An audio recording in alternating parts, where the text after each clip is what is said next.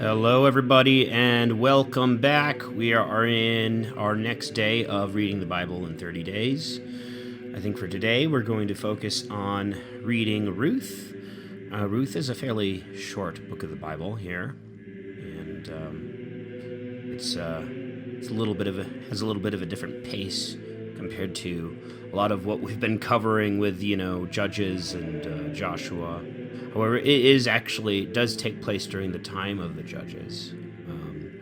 Then we're going to follow that up by starting 1 Samuel. I don't think we're going to read the entire book of 1 Samuel in this reading, but I think we're going to get at least from chapter 1 to 20. And then in the following video, we can finish up the Samuels. So without further ado, let's get started here. We're using an old classic Catholic translation here, DRA. So anyways, let's begin. In the days of one of the judges, when the judges ruled, there came a famine in the land. And a certain man of Bethlehem, Judah, went to sojourn in the land of Moab with his wife and his 2 sons. He was named Elimelech, and his wife Naomi, and his 2 sons, and one Mahlon, and the other Chalion, Ephrathites of Bethlehem, Judah. And entering into the country of Moab, they abode there. And Elimelech, the husband of Naomi, died, and she remained with her sons. And they took wives of the women of Moab, of which one was called Orpah, and the other Ruth. And they dwelt there 10 years. And they both died, to wit, Mahlon and Chalion. And the woman was left alone, having lost both her sons and her husband. She arose to go from the land of Moab to her own country with both her daughters-in-law, for she had heard that the Lord had looked upon his people and had given them food. Wherefore she went forth out of the place of her sojournment with both her daughters-in-law, and being now in the way to return to the land of Judah, she said to them, Go ye home to your mothers, and the Lord deal mercifully with you, as you have dealt with the dead and with me. May he grant you to find rest in the houses of the husbands which you shall take. Kiss them. And they lifted up their voice and began to weep, and to say, We will go on with thee to thy people. But she answered them, Return, my daughters. Why come ye with me? Have I any more sons in my womb, that you may hope for husbands of me? Return again, my daughters, and go your ways, for I am now spent with age, and not fit for wedlock. Though I might conceive this night, bear children, if you would wait till they were grown up, and come to man's estate, you would be old women before you marry. Do not so, my daughters, I beseech you, for I am grieved the more for your distress, and the hand of the Lord is gone out against me. And they lifted up their voice, and began to weep again. Orpah kissed her mother-in-law, and returned. Ruth stuck close to her mother-in-law. And Naomi said to her, Behold, thy kinswoman is returned to her people and to her gods. Go thou with her. She answered, Be not against me to desire that I should leave thee and depart. For whithersoever thou shalt go, I will go, and where thou shalt dwell, I also will dwell. Thy people shall be my people, and thy God my God.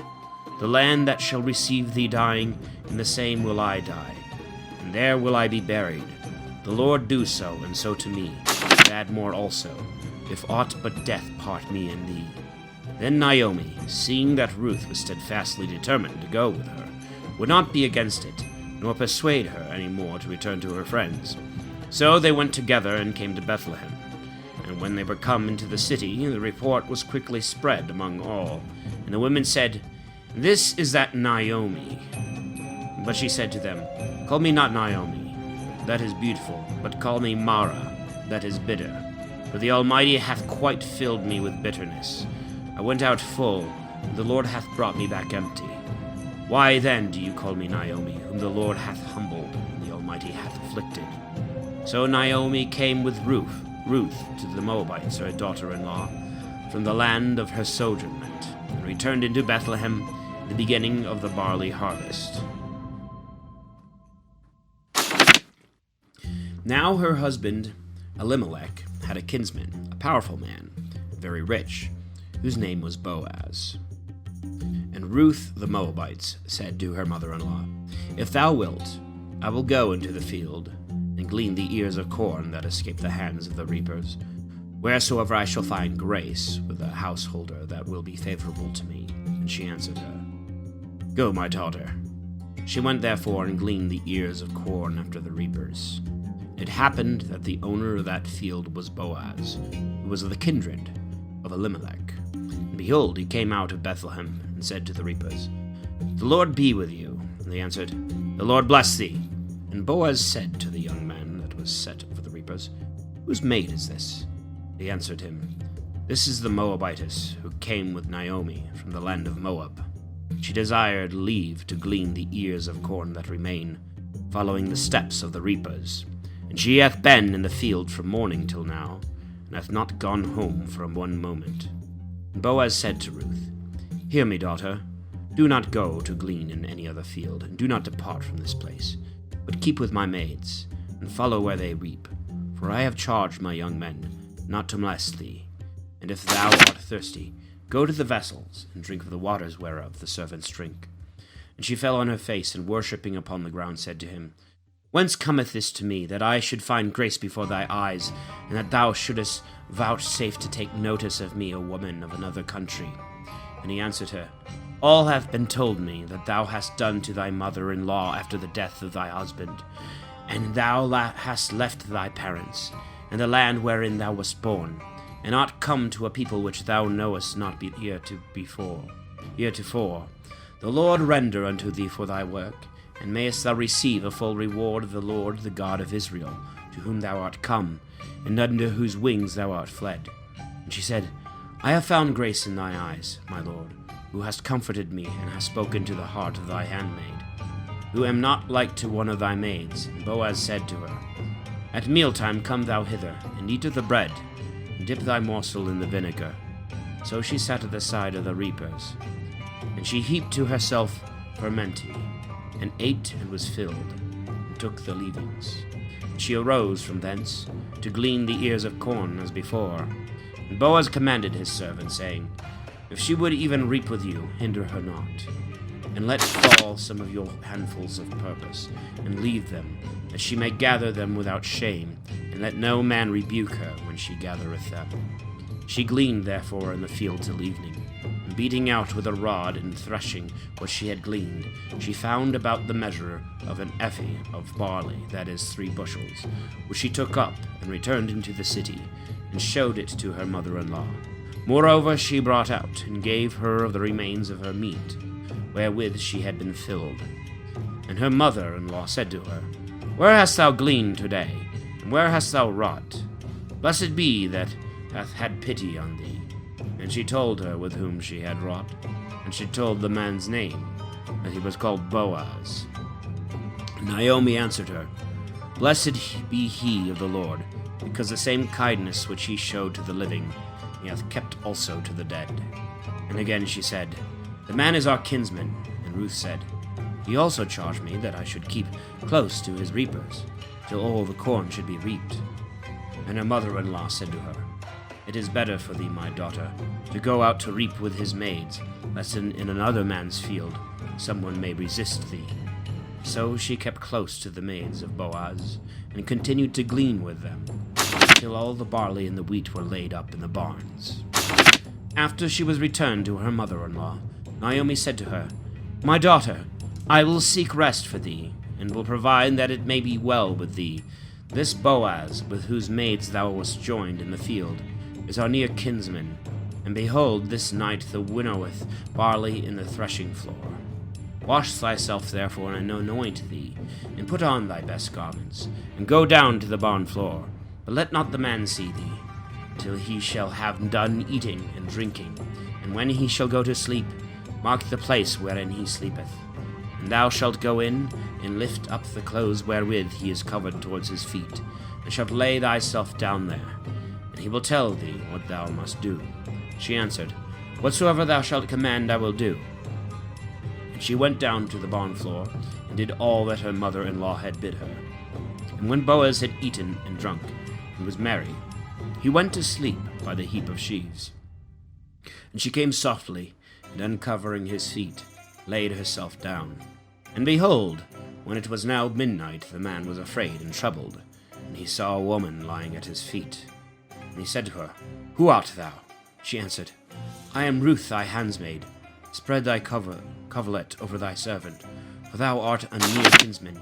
And he said, Blessed art thou of the Lord, my daughter, and thy latter kindness has surpassed the former, because thou hast not followed young men, either poor or rich.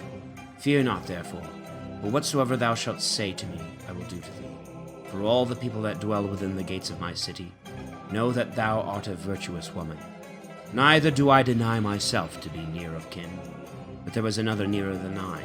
Rest thou this night, and when morning is come, if he will take thee by the right of kindred, all is well. But if he will not, I will undoubtedly take thee, as the Lord liveth. Sleep till the morning. So she slept at his feet, till the night was going off. And she arose before men could know one another. And Boaz said, Beware, lest any man know that thou camest hither. And again he said, Spread thy mantle, wherewith thou art covered, and hold it with both hands. And when she spread it and held it, he measured 6 measures of barley, and laid it upon her. She carried it, and went into the city, and came to her mother-in-law, who said to her, What hast thou done, daughter? And she told her all that the man had done to her. And she said, Behold, he hath given me 6 measures of barley, for he said, I will not have thee return empty to thy mother-in-law. Naomi said, Wait, my daughter, till we see what end the thing will have. For the man will not rest until he have accomplished what he hath said. Then Boaz went up to the gate and sat there. When he had seen the kinsman going by, of whom he had spoken before, he said to him, calling him by his name, Turn aside for a little while, and sit down here. He turned aside and sat down. And Boaz, taking 10 men of the ancients of the city, said to them, Sit ye down here. They sat down, and he spoke to the kinsman. Naomi, who is returned from the country of Moab, will sell a parcel of land that belonged to our brother Elimelech. I would have thee to understand this, and would tell thee before all that sit here, and before the ancients of my people. If thou wilt take possession of it by the right of kindred, buy it and possess it. But if it please thee not, tell me so, that I may know what I have to do.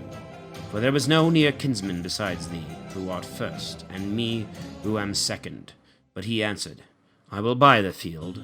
Boaz said to him, When thou shalt buy the field at the woman's hand, thou must take also Ruth the Moabitess, who was the wife of the deceased, to raise up the name of thy kinsman in his inheritance. He answered, I yield up my right of next of kin, for I must not cut off the posterity of my own family. Do thou make us of my privilege, which I profess I do willingly forego. Now this in former times was a manner in Israel between kinsmen, that if at any time one yielded his right to another, that the grant might be sure, the man put off his shoe and gave it to his neighbor. This was a testimony of cession of right in Israel. So Boaz said to his kinsman, Put off thy shoe. And immediately he took it off from his foot. And he said to the ancients and to all the people, You are witnesses this day that I have bought all that was Elimelech's, and Kelion's, and Mahalon's, of the hand of Naomi, and have taken to wife Ruth the Moabitess, the wife of Mahalon, to raise up the name of the deceased in his inheritance, lest his name be cut off from among his family and his brethren and his people. You, I say, are witnesses of this thing. Then all the people that were in the gate and the ancients answered, We are witnesses. The Lord make this woman who cometh into thy house like Rachel and Leah, who built up the house of Israel, that she may be an example of virtue in Ephratah, and may have a famous name in Bethlehem, and that the house may be as the house of Phares, whom Tamar bore unto Judah, of the seed which the Lord shall give thee of this young woman. Boaz therefore took Ruth, and married her, and went in unto her, and the Lord gave her to conceive, and bear a son. And the woman said to Naomi, Blessed be the Lord, who hath not suffered thy family to want a successor, that his name should be preserved in Israel, and thou shouldst have one to comfort thy soul, and cherish thy old age. For he is born of thy daughter-in-law, who loveth thee, and is much better to thee than if thou hadst 7 sons.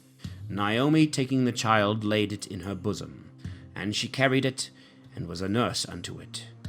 And the woman her neighbors, congratulating with her, and saying, There is a son born to Naomi, called his name Obed. He is the father of Isai, the father of David. These are the generations of Phares.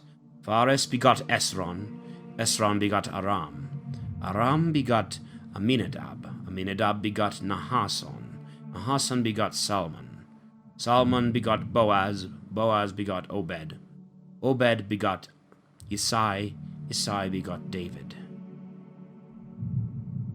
All right, so there's Ruth. Nice and quick. Simple little love story there. And yes, here we are in 1 Samuel.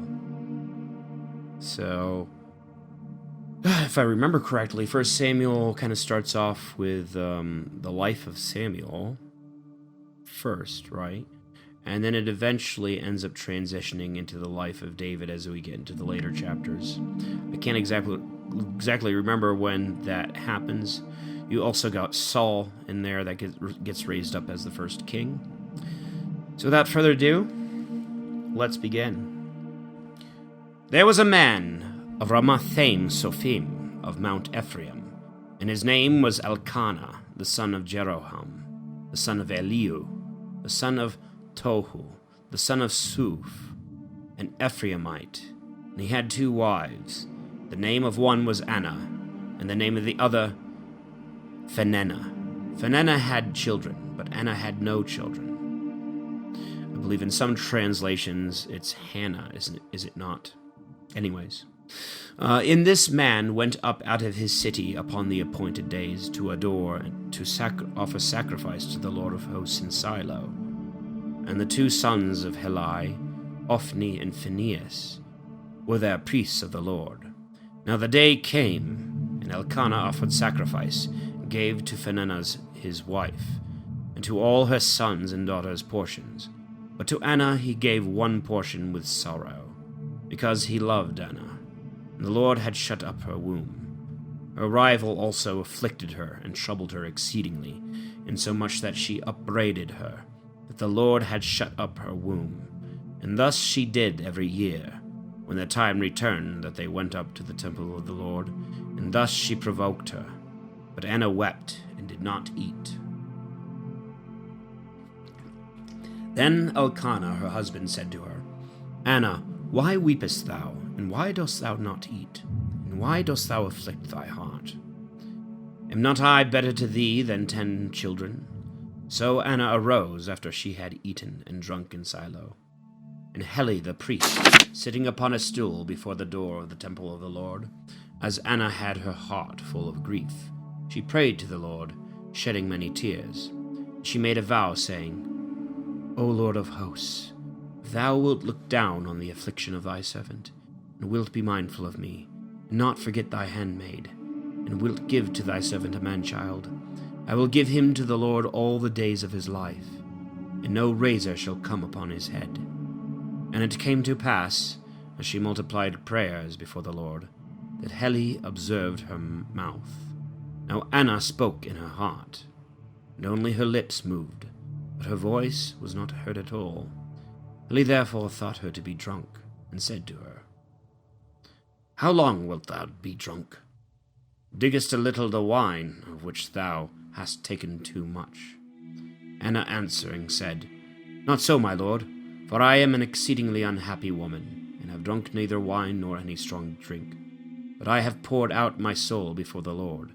Count not thy handmaid for one of the daughters of Belial, for out of the abundance of my sorrow and grief have I spoken till now.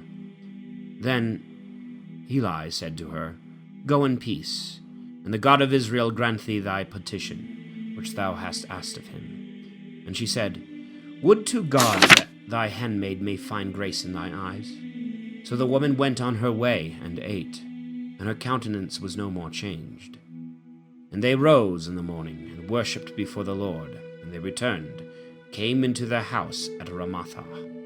Elkanah knew Anna his wife, and the Lord remembered her, And it came to pass, when the time was come about, Anna conceived and bore a son, and called his name Samuel, because she had asked him of the Lord. And Elkanah her husband went up, and all his house, to offer to the Lord the solemn sacrifice, and his vow. But Anna went not up, for she said to her husband, I will not go till the child be weaned, until I may carry him, that he may appear before the Lord, may abide always there. And Elkanah her husband said to her, Do what seemeth good to thee, and stay still, thou wean him, and I pray that the Lord may fulfill his word. So the woman stayed at home, and gave her son suck, till she weaned him. And after she had weaned him, she carried him with her with 3 calves and 3 bushels of flour, a bottle of wine, and she brought him to the house of the Lord in Shiloh. Now the child was as yet very young, and they immolated a calf, and offered the child to Eli. And Anna said, I beseech thee, my lord, as thy soul liveth, my lord, I am that woman who stood before thee here praying to the Lord. For this child did I pray, and the Lord hath granted me my petition which I asked of him. Therefore I also have lent him to the Lord all the days of his life. He shall be lent to the Lord. And they adored the Lord there. And Anna prayed and said, My heart hath rejoiceth in the Lord, and my horn is exalted in my God. My mouth is enlarged over my enemies, because I have joyed in thy salvation. There is none holy as the Lord is, for there is no other beside thee. And there is none strong like our God. Do not multiply to speak lofty things, boasting. Let old matters depart from your mouth. For the Lord is a God of all knowledge, and to him are thoughts prepared.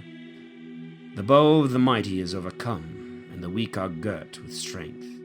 They that were full before have hired out themselves for bread, and the hungry are filled, so that the barren hath borne many. And she that had many children is weakened. The Lord killeth and maketh alive.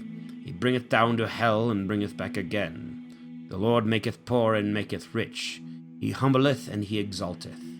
He raiseth up the needy from the dust, and lifteth up the poor from the dunghill, that he may sit with princes, and hold the throne of glory.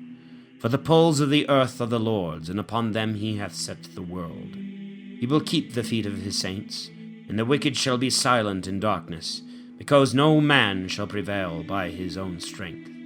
The adversaries of the Lord shall fear him, and upon them shall he thunder in the heavens. The Lord shall judge the ends of the earth, and he shall give empire to his king, and shall exalt the horn of his Christ. And Elkanah went to Ramathah, to his house. But the child ministered in the sight of the Lord before the face of Eli the priest. Now the sons of Eli were children of Belial, not knowing the Lord, nor the office of the priests to the people. But whosoever had offered a sacrifice, the servant of the priest came, while the flesh was in boiling, with a flesh hook of 3 teeth in his hand, and thrust it into the kettle, or into the cauldron, or into the pot, or into the pan, and all that the flesh hook brought up, the priest took to himself. Thus did they to all Israel that came to Shiloh. Also before they burnt the fat, the servant of the priest came, and said to the man that sacrificed, Give me flesh to boil for the priest, for I will not take of these sodden flesh, but raw. And he that sacrificed said to him, Let the fat first be burnt today, according to the custom. Then take as much as thy soul desireth. But he answered and said to him, Not so, but thou shalt give it to me now, or else I will take it by force. Wherefore the sin of the young men was exceedingly great before the Lord, because they withdrew men from the sacrifice of the Lord. But Samuel ministered before the face of the Lord, being a child girded with a linen ephod. And his mother made him a little coat, which she brought to him on the appointed days, when she went up with her husband to offer a solemn sacrifice. And Eli blessed Elkanah and his wife, and he said to him, The Lord give thee seed of this woman, for the loan thou hast lent to the Lord. And they went to their own home. And the Lord visited Anna, and she conceived, and bore 3 sons and 2 daughters. And the child Samuel became great before the Lord. Now Heli was very old, and he heard all that his sons did to all Israel, and how they lay with the women that waited at the door of the tabernacle. And he said to them, Why do you these kinds of things which I hear, very wicked things, from all the people? Do not so, my sons, for it is no good report that I hear, that you make the people of the Lord to transgress. If one man shall sin against another, God may be appeased in his behalf. But if a man shall sin against the Lord, who shall pray for him? And they hearkened not to the voice of their father, because the Lord would slay them. But the child Samuel advanced, and grew on, and pleased both the Lord and men. And there came a man of God to Heli, and said to him, Thus saith the Lord, Did I not plainly appear to thy father's house, when they were in Egypt, in the house of Pharaoh? And I chose him out of all the tribes of Israel to be my priest, to go up to my sitar, and burn incense to me, and to wear the ephod before me. And I gave to thy father's house of all the sacrifices of the children of Israel. Why have you kicked away my victims, and my gifts which I commanded to be offered in the temple? And thou hast rather honored thy sons than me, to eat the first fruits of every sacrifice of my people Israel. Wherefore thus saith the Lord God of Israel, I said indeed that thy house and the house of thy father should minister in my sight forever. But now saith the Lord, Far be this from me. But whosoever shall glorify me, him will I glorify. But they that despise me shall be despised. Behold, the days come, and I will cut off thy arm, and the arm of thy father's house, that there shall not be an old man in thy house. And thou shalt see thy rival in the temple, in all the prosperity of Israel. And there shall not be an old man in thy house forever.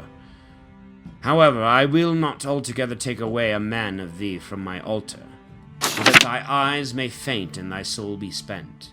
And a great part of thy house shall die when they come to man's estate. And this shall be a sign to thee, that shall come upon thy two sons, Ophni and Phinehas. In one day they shall both of them die, and I will raise me up a faithful priest, who shall do according to my heart and my soul, and I will build him a faithful house, and he shall walk all days before my anointed. And it shall come to pass that whosoever shall remain in thy house shall come that he may be prayed for, and shall offer a piece of silver and a roll of bread, and shall say, Put me, I beseech thee, to somewhat of the priestly office, that I may eat a morsel of bread. Now the child Samuel ministered to the Lord before Eli, and the word of the Lord was precious in those days. There was no manifest vision. And it came to pass one day, when Eli lay in his place, and his eyes were grown dim, that he could not see, before the lamp of God went out, Samuel slept in the temple of the Lord, where the ark of God was. And the Lord called Samuel, and he answered, Here am I. And he ran to Eli and said, Here am I, for thou didst call me. He said, I did not call. Go back and sleep. And he went and slept. And the Lord called Samuel again, and Samuel arose and went to Eli, and said, Here am I, for thou calledst me. He answered, I did not call thee, my son. Return and sleep. Now Samuel did not yet know the Lord, neither had the word of the Lord been revealed to him. And the Lord called Samuel again the third time, and he rose up and went to Eli, and said, Here am I, for thou didst call me. Then Eli understood that the Lord called the child. And he said to Samuel, Go and sleep, and if he shall call thee any more, thou shalt say, Speak, Lord, for thy servant heareth. So Samuel went and slept in his place. And the Lord came and stood, and he called, as he had called the other times, Samuel, Samuel. And Samuel said, Speak, Lord, for thy servant heareth. And the Lord said to Samuel, Behold, I do a thing in Israel, and whosoever shall hear it, both his ears shall tingle. In that day I will raise up against Eli all the things I have spoken concerning his house. I will begin, and I will make an end. For I have foretold unto him that I will judge his house forever, for iniquity, because he knew that his sons did wickedly, and did not chastise them. Therefore have I sworn to the house of Eli, that the iniquity of his house shall not be expiated with victims nor offerings forever. And Samuel slept till morning, and opened the doors of the house of the Lord. Samuel feared to tell the vision of Eli. And Eli called Samuel, and said, Samuel, my son. And he answered, Here am I. And he asked him, What is the word that the Lord hath spoken to thee? I beseech thee, hide it not from me. May God do so, and so to thee, and add so and so, if thou hide from me one word of all that was said to thee. So Samuel told him all the words, and did not hide them from him. And he answered, It is the Lord. Let him do what is good in his sight. And Samuel grew, and the Lord was with him, and not one of his words fell to the ground. And all Israel from Dan to Beersheba knew that Samuel was a faithful prophet of the Lord. And the Lord again appeared in Shiloh. For the Lord revealed himself to Samuel in Shiloh, according to the word of the Lord. And the word of Samuel came to pass to all Israel.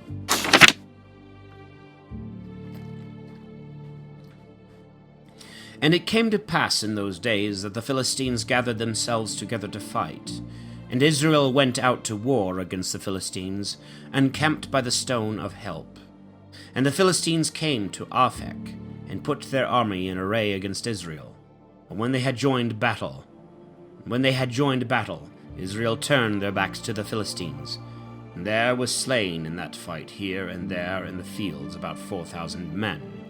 And the people returned to the camp, and the ancients of Israel said, Why hath the Lord defeated us today before the Philistines? Let us fetch unto us the ark of the covenant of the Lord from Shiloh, and let it come in the midst of us, that it may save us from the hand of our enemies.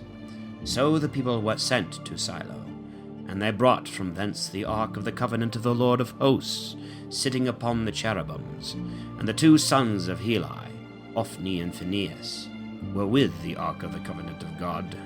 And when the ark of the covenant of the Lord was come into the camp, all Israel shouted with a great shout, and the earth rang again. And the Philistines heard the noise of the shout, and they said, What is this noise of a great shout in the camp of the Hebrews? And they understood that the ark of the Lord was come into the camp. And the Philistines were afraid, saying, God is come into the camp. And sighing they said, Woe to us! For there was no such great joy yesterday and the day before. Woe to us! Who shall deliver us from the hand of these high gods? These are the gods that struck Egypt with all the plagues in the desert. Take courage and behave like men, ye Philistines, lest you come to be servants to the Hebrews, as they have served you. Take courage and fight. So the Philistines fought, and Israel was overthrown, and every man fled to his own dwelling. And there was an exceeding great slaughter, for there fell of Israel 30,000 footmen. And the ark of God was taken, and the two sons of Eli, Ophni and Phinehas, were slain. And there ran a man of Benjamin out of the army, and came to Shiloh the same day, with his clothes rent, and his head strewed with dust. And when he was come, Eli sat upon a stool over against the way watching, for his heart was fearful for the ark of God. And when the man was come into the city, he told it, and all the city cried out. And Eli heard the noise of the cry, and he said, What meaneth the noise of this uproar? But he made haste, and came and told Eli. Now Eli was 98 years old, and his eyes were dim, and he could not see. And he said to Eli, I am he that came from the battle, and have fled out of the field this day. And he said to him, What is there done, my son? And he that brought the news answered and said, Israel has fled before the Philistines, and there has been a great slaughter of the people. Moreover, thy two sons, Ophni and Phinehas, are dead, and the ark of God is taken. And when he had named the ark of God, he fell from his stool backwards by the door, and broke his neck, and died. For he was an old man, and far advanced in years, and he judged Israel 40 years. And his daughter-in-law, the wife of Phinehas, was big with child, and near her time, in hearing the news that the ark of God was taken, and her father-in-law, and her husband were dead, she bowed herself and fell in labor, for her pains came upon her on a sudden. And when she was upon the point of death, they that stood about her said to her, Fear not, for thou hast borne a son. She answered them not, nor gave heed to them. And she called the child Ichabod, saying, The glory is gone from Israel, because the ark of God was taken, and for her father-in-law and her husband. And she said, The glory is departed from Israel, because the ark of God was taken. And the Philistines took the ark of God, and carried it from the stone of help into Azotus. And the Philistines took the ark of God, and brought it into the temple of Dagon, and set it by Dagon. And when the Azotians arose early the next day, behold, Dagon lay upon his face on the ground before the ark of the Lord. And they took Dagon, and set him again in his place. And the next day again, when they rose in the morning, they found Dagon lying upon his face on the earth before the ark of the Lord.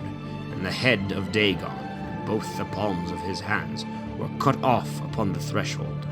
And only the stump of Dagon remained in its place. For this cause neither the priests of Dagon, nor any that go into the temple tread on the threshold of Dagon and Azotus unto this day. And the hand of the Lord was heavy upon Azotians, and he destroyed them, and afflicted Azotus, and the coast thereof with emerods. And in the village and fields in the midst of that country there came forth a multitude of mice, and there was the confusion of a great mortality in the city. And the men of Azotus, seeing this kind of plague, said, The ark of the God of Israel shall not stay with us, for his hand is heavy upon us, and upon Dagon our God. And sending, they gathered together all the lords of the Philistines, and said to them, and said, What shall we do with the ark of the God of Israel? And the Gethrites answered, Let the ark of the God of Israel be carried out. And they carried the ark of the God of Israel about.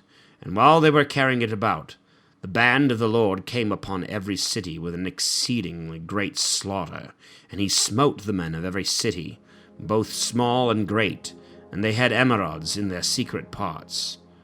And the Gethrites consulted together, and made themselves seats of skins. Therefore they sent the ark of God into Acharon. And when the ark of God was come into Acharon, the Acharonites cried out, saying, They have brought the ark of the God of Israel to us, to kill us and our people. They sent therefore, and gathered together all the lords of the Philistines, and they said, Send away the ark of God of Israel, and let it return into its own place, and not kill us and our people. For there was a fear of death in every city, and the hand of God was exceedingly heavy. The men also that did not die were afflicted with the emerods. And the city of every city went up to heaven, and the cry of every city went up to heaven. Now the ark of God was in the land of the Philistines 7 months. And the Philistines called for the priests and the diviners, saying, What shall we do with the ark of the Lord? Tell us how we are to send it back to its place. And they said, If you send back the ark of the God of Israel, send it not away empty, but render unto him what you owe for sin, and then you shall be healed, and you shall know why his hand departeth not from you. They answered, What is it we ought to render unto him for sin? And they answered, According to the number of the provinces of the Philistines, you shall make 5 golden emerods, and 5 golden mice, for the same plague hath been upon you all, and upon your lords. And you shall make the likeness of your emerods, and the likeness of the mice that have destroyed the land, and you shall give glory to the God of Israel, to see if he will take off his hand from you, and from your gods, and from your land. Why do you harden your hearts, as Egypt and Pharaoh hardened their hearts? Did not he, after he was struck, then let them go, and they departed? Now therefore take, and make a new cart, and 2 kine that have calved, on which there hath come no yoke, tied to the cart, and shut up their calves at home. And you shall take the ark of the Lord, and lay it on the cart, and the vessels of gold, which you have paid him for sin, you shall put it into a little box at the side thereof, and send it away that it may go. And you shall look, and if it go up by the way of his own coasts, towards Bethsames, then he hath done us this great evil. But if not, he shall know that it is not his hand hath touched us, but it hath happened by chance. They did therefore in this manner, and taking 2 kine that had suckling calves, they yoked them to the cart, and shut up their calves at home. And they laid the ark of God upon the cart, and the little box that had in it the golden mice in the likeness of emeralds. And the kine took the straight way that leadeth to Bethsames. And they went along the way, lowing as they went, and turned not aside neither to the right hand nor to the left. And the lords of the Philistines followed them, as far as the borders of Bethsames. Now the Bethsamites were reaping wheat in the valley, and lifting up their eyes they saw the ark, and rejoiced to see it. And the cart came into the field of Joshua, a Bethsamite, and stood there. And there was a great stone, and they cut in pieces the wood of the cart, and laid the kine upon it, a holocaust to the Lord. And the Levites took down the ark of God, and the little box that was at the side of it, wherein were the vessels of gold, and they put them upon the great stone. The men also of the Bethsames offered holocausts and sacrificed victims that day to the Lord. And the 5 princes of the Philistines saw, and they returned to Acharon the same day.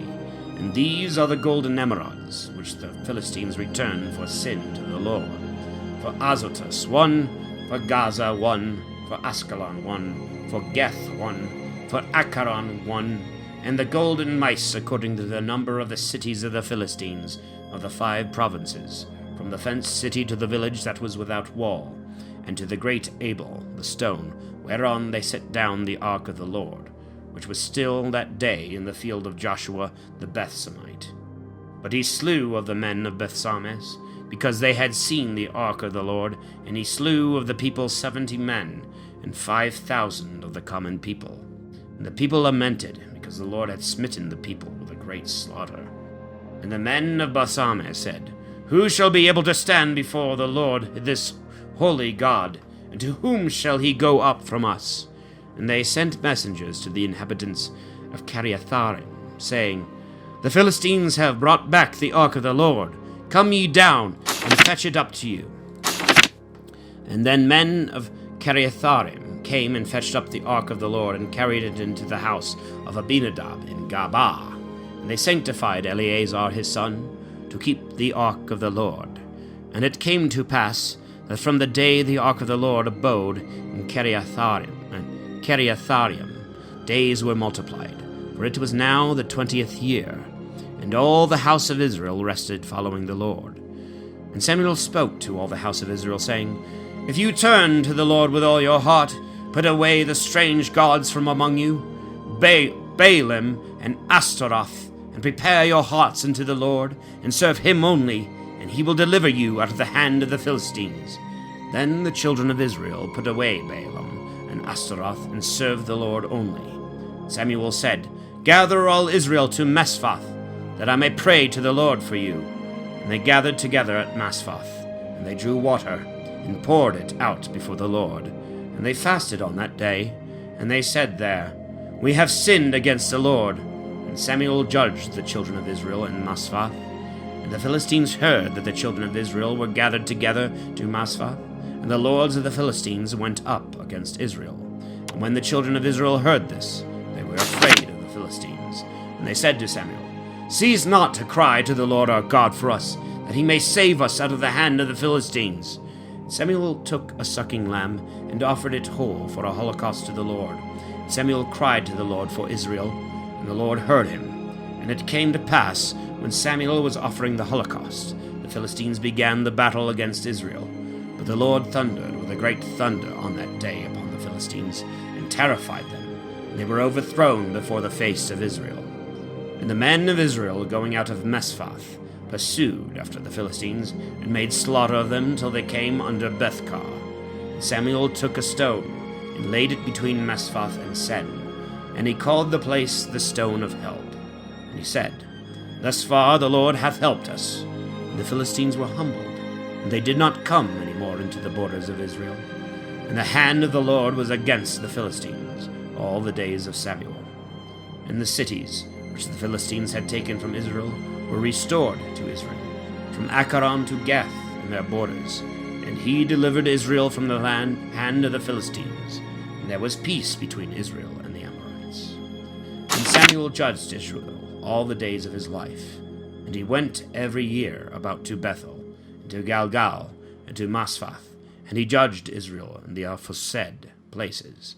And he returned to Ramathah, for there was his house, and there he judged Israel. He built also there an altar to the Lord. And it came to pass, when Samuel was old, that he appointed his sons to be judges over Israel. Now the name of his firstborn son was Joel, and the name of the second was Abiah, judges in Beersabee. And his sons walked not in his ways, but they turned aside after lucre, and took bribes, and perverted judgment.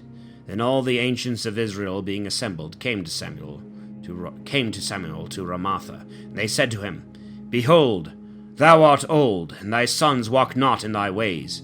Make us a king to judge us, as all nations have. And the word was displeasing in the eyes of Samuel, that they should say, Give us a king to judge us.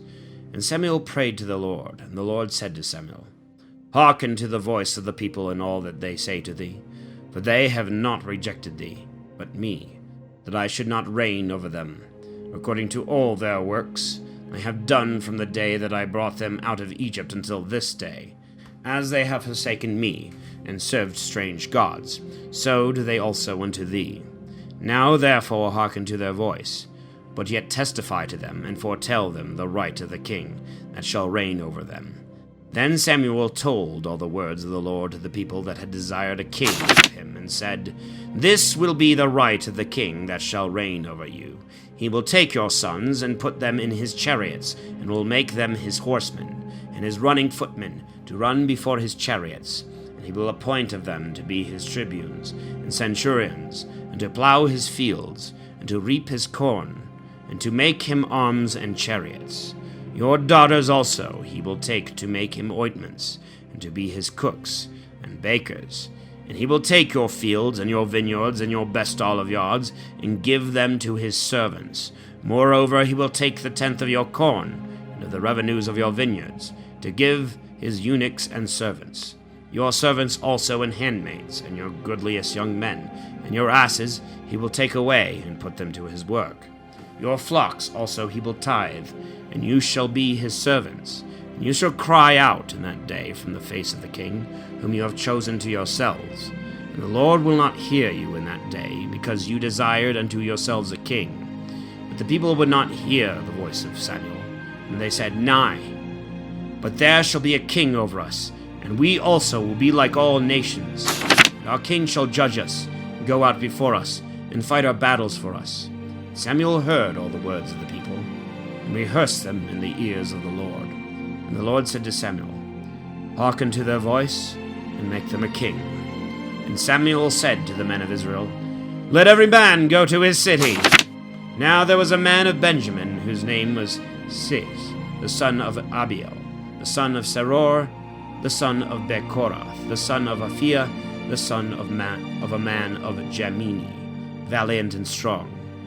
And he had a son whose name was Saul, a choice and goodly man. And there was not among the children of Israel a goodlier person than he. From his shoulders and upward he appeared above all the people. And the asses of Cis, Saul's father, were lost. Cis said to his son Saul, Take one of the servants with thee, and arise, go and seek the asses.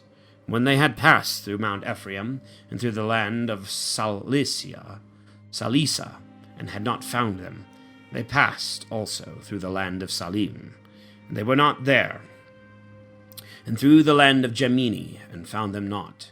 And when they were come to the land of Suf, Saul said to the servant that was with him, Come, let us return, lest perhaps my father forget the asses, and be concerned for us. And he said to him, Behold, there is a man of God in this city, a famous man.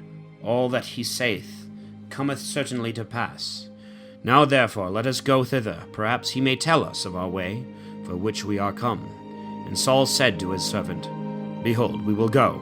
But what shall we carry to the man of God? The bread is spent in our bags, and we have no present to make to the man of God, nor anything at all. The servant answered Saul again, and said, Behold, there was found in my hand the fourth part of a sickle of silver. Let us give it to the man of God, that he may tell us our way. Now in time past, in Israel, when a man went to consult God, he spoke thus, Come, let us go to the seer, for he that is now called a prophet, in time past was called a seer. And Saul said to his servant, Thy word is very good. Come, let us go. And they went into the city where the man of God was. When they went up to the ascent to the city, they found maids coming out to draw water. And they said to them, Is the seer here? They answered and said to him, He is. Behold, he is before you. Make haste now, for he came today into the city, for there is a sacrifice of the people today in the high place. As soon as you come into the city, you shall immediately find him, before he go up to the high place to eat. For the people will not eat till he come, because he blesseth the victim, and afterwards they eat that are invited. Now therefore go up, for today you shall find him. And they went up into the city, and when they were walking in the midst of the city, behold, Samuel was coming out over against them, to go up to the high place. Now the Lord had revealed to the ear of Samuel the day before Saul came, saying, Tomorrow about this same hour I will send thee a man of the land of Benjamin. Thou shalt anoint him to be ruler over my people, Israel. And he shall save my people out of the hand of the Philistines. For I have looked down upon my people, because their cry is come to me. When Samuel saw Saul, the Lord said to him, Behold the man of whom I spoke to thee. This man shall reign over my people. And Saul came to Samuel in the midst of the gate, and said, Tell me, I pray thee, where is the house of the seer? And Samuel answered Saul, saying, I am the seer.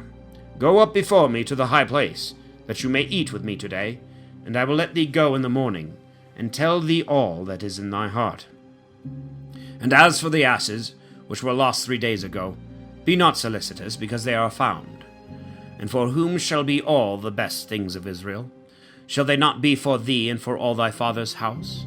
And Saul answering said, Am not I a son of Jemini of the least tribe of Israel, and my kindred the last among all the families of the tribe of Benjamin? Why then hast thou spoken this word to me? Then Samuel, taking Saul and his servant, brought them into the parlor, and gave them a place at the head of them that were invited. For there were about 30 men. And Samuel said to the cook, Bring the portion which I gave thee, and commanded thee to set it apart by thee. And the cook took up the shoulder, and set it before Saul. And Samuel said, Behold, what is left, set it before thee, and eat, because it was kept of purpose for thee, when I invited the people. And Saul ate with Samuel that day. And they went down from the high place into the town, and he spoke with Saul upon the top of the house. And he prepared a bed for Saul on the top of the house, and he slept.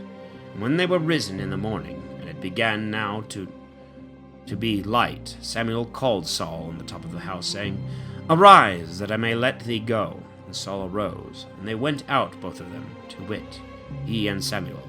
And as they were going down in the end of the city, Samuel said to Saul, Speak to the servant to go before us, and pass on, but stand thou still a while, that I may tell thee the word of the Lord. And Samuel took a little vial of oil, and poured it upon his head, and kissed him, and said, Behold, the Lord hath anointed thee to be prince over his inheritance, and thou shalt deliver his people out of the hands of their enemies, that are round about them.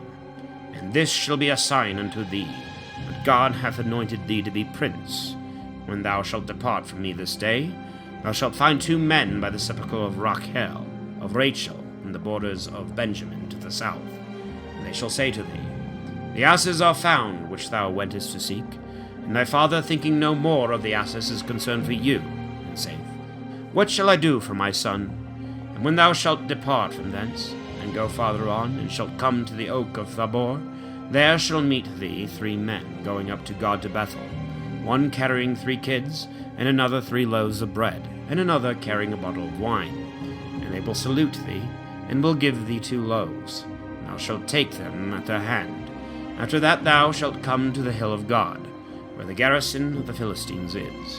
When thou shalt be come here there into the city, thou shalt meet a company of prophets coming down from the high place, with a psaltery, and a timbrel, and a pipe, and a harp before them, and they shall be prophesying. And the Spirit of the Lord shall come upon thee, and thou shalt prophesy with them, and shalt be changed into another man. When therefore these signs shall happen to thee, do whatsoever thy hand shall find, for the Lord is with thee, and thou shalt go down before me to Gilgal, for I will come down to thee, that thou mayest offer an oblation, and sacrifice victims of peace. 7 days shalt thou wait, till I come to thee, and I will show thee what thou art to do. So when he had turned his back to go from Samuel, God gave unto him another heart, and all these things came to pass that day. And they came to the foresaid hill, and behold, a company of prophets met him. And the Spirit of the Lord came upon him, and he prophesied in the midst of them. And all that had known him yesterday and the day before, seeing that he was with the prophets, and prophesied, said to each other, What is this that hath happened to the son of Cis? Is Saul also among the prophets? And one answered another, saying, And who is their father?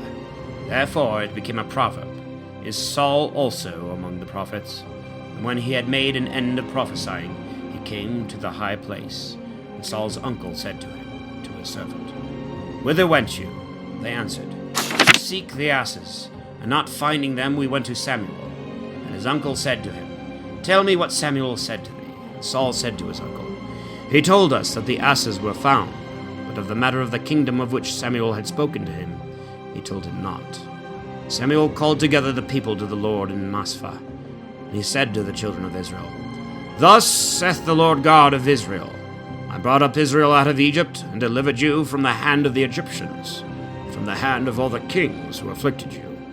But you this day have rejected your God, who only hath saved you out of all your evils and your tribulations. And you have said, Nay, but set a king over us. Now therefore stand before the Lord by your tribes, and by your families. And Samuel brought to him all the tribes of Israel. The lot fell on the tribe of Benjamin. And he brought the tribe of Benjamin and the kindreds thereof. And the lot fell upon the kindred of Metri. It came to Saul the son of Cis. They sought him, therefore, and he was not found. And after this they consulted the Lord whether he would come hither. And the Lord answered, Behold, he is hidden at home. And they ran and fetched him thence. And he stood in the midst of the people, and he was higher than any of the people from the shoulders and upward. And Samuel said to all the people, Surely you see him whom the Lord hath chosen, that there was none like him among all the people. And all the people cried and said, God save the king! And Samuel told the people the law of the kingdom, and wrote it in a book, and laid it up before the Lord. And Samuel sent away all the people, every one to his own house. Saul also departed to his own house in Gabaa, and there went with him a part of the army, whose hearts God had touched. But the children of Belial said, Shall this fellow be able to save us? And they despised him, and brought him no presents. But he dissembled as though he heard not.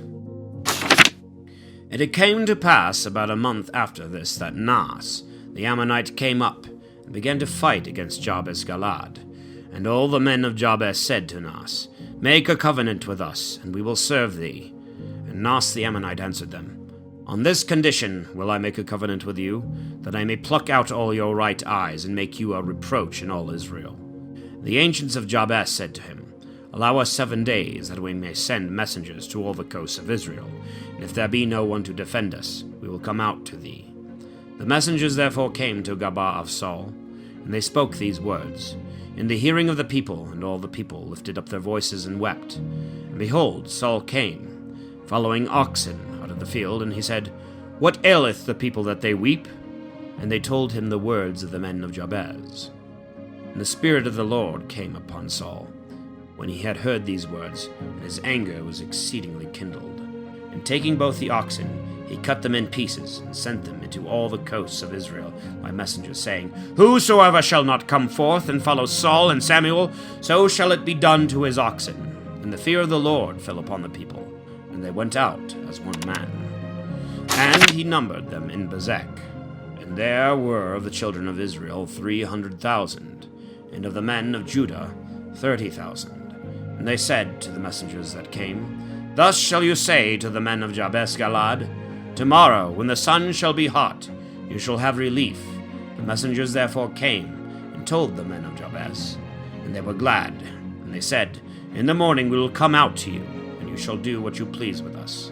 And it came to pass, when the morrow was come, that Saul put the people in 3 companies. And he came into the midst of the camp in the morning watch, and he slew the Ammonites until the day grew hot, and the rest was scattered, so that 2 of them were not left together. And the people said to Samuel, Who is he that said, Shall Saul reign over us? Bring the men, and we will kill them. And Saul said, No man shall be killed this day, because the Lord this day hath wrought salvation in Israel. And Samuel said to the people, Come, let us go to Gilgal, and let us renew the kingdom there. And all the people went to Gilgal. There they made Saul king before the Lord in Gilgal, and they sacrificed their victims of peace before the Lord. And there Saul and all the men of Israel rejoiced exceedingly. And Samuel said to all Israel, Behold, I have hearkened to your voice and all that you said to me, and I have made a king over you. And now the king goeth before you, but I am old and grey-headed. My sons are with you. Having then conversed with you from my mouth unto this day, behold, here I am. Speak of me before the Lord, before his anointed, whether I have taken my man's ox or ass. If I have wronged any man, if I have oppressed any man, if I have taken a bribe at any man's hand, and I will despise it this day, and will restore it to you. And they said, Thou hast not wronged us, nor oppressed us, nor taken aught any man's hand. And he said to them, The Lord is witness against you, and his anointed is witness this day, that you have not found anything in my hand. And they said, He is witness. And Samuel said to the people, It is the Lord who made Moses and Aaron, and brought our fathers out of the land of Egypt. Now therefore stand up, that I might plead in judgment against you before the Lord, concerning all the kindness of the Lord which he hath shown to you and to your fathers. How Jacob went into Egypt, and your fathers cried to the Lord, and the Lord sent Moses and Aaron, and brought your fathers out of Egypt, and made them dwell in this place. And they forgot the Lord their God, and he delivered them into the hands of Sisera, captain of the army of Hasor, and into the hands of the Philistines, and into the hand of the king of Moab. And they fought against them. But afterwards they cried to the Lord, and said, We have sinned, because we have forsaken the Lord, and have served Baalim and Ashtaroth. But now deliver us from the hand of our enemies, and we will serve thee. And the Lord sent Jerubbaal, and Badan, and Jephthah, and Samuel, and delivered you from the hand of your enemies round about, and you dwelt securely. But seeing that Nas, king of the children of Ammon, was come up against you, you said to me, Nay, but a king shall reign over us, whereas the Lord your God was your king. Now therefore your king is here, whom you have chosen and desired. Behold, the Lord hath given you a king. If you will fear the Lord, and serve him, and hearken to his voice, and not provoke the mouth of the Lord, then shall both you and the king who reigneth over you be followers of the Lord your God. But if you will not hearken to the voice of the Lord, but will rebel against his words, the hand of the Lord shall be upon you, and upon your fathers. Now then, stand, and see this great thing which the Lord will do in your sight. Is it not wheat harvest today? I will call upon the Lord, and he shall send thunder and rain, and you shall know and see that you yourselves have done a great evil in the sight of the Lord, in desiring a king over you. And Samuel cried unto the Lord, and the Lord sent thunder and rain that day. And all the people greatly feared the Lord and Samuel. And all the people said to Samuel, Pray for thy servants to the Lord thy God, that we may not die, for we have added to all our sins this evil, to ask for a king. And Samuel said to the people, Fear not, you have done all this evil, but yet depart not from following the Lord, but serve the Lord with all your heart, and turn not aside after vain things, which shall never profit you, nor deliver you, because they are vain. And the Lord will not forsake his people for his great name's sake, because the Lord hath sworn to make you his people. And far from me to be this sin against the Lord, that I shall cease to pray for you, and I will teach you the good and right way. Therefore fear the Lord, and serve him in truth, and with your whole heart, for you have seen the great works which he hath done among you. But if you will still do wickedly, both you and your king shall perish together. Saul was a child of 1 year when he began to reign. And he reigned 2 years over Israel. And Saul chose him 3,000 men of Israel, and 2,000 were with Saul in Machmas, and in Mount Bethel, and 1,000 with Jonathan in Gabaa of Benjamin. And the rest of the people he sent back every man to their dwellings. And Jonathan smote the garrison of the Philistines, which was in Gabaa. When the Philistines had heard of it, Saul sounded the trumpet over all the land, saying, Let the Hebrews hear! And all Israel heard this report. Saul hath smitten the garrison of the Philistines, and Israel took courage against the Philistines. And the people were called together after Saul to Gilgal.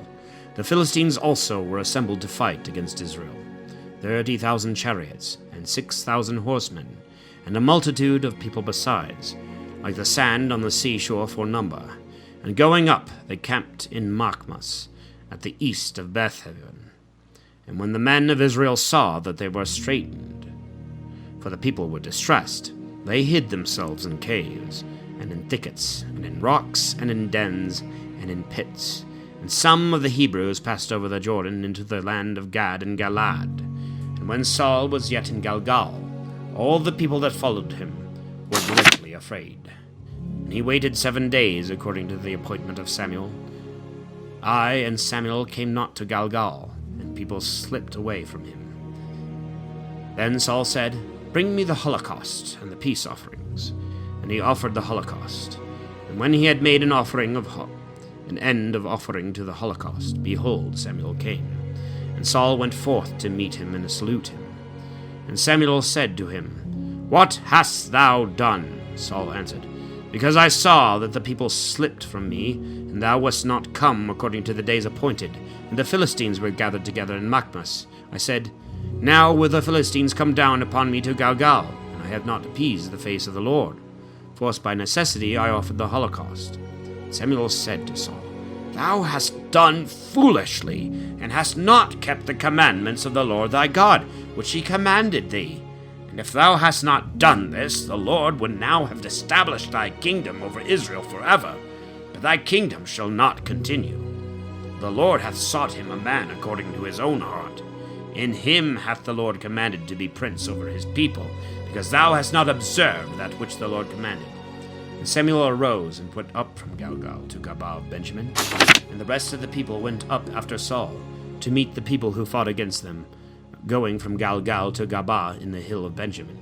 And Saul numbered the people that were found with him, about 600 men.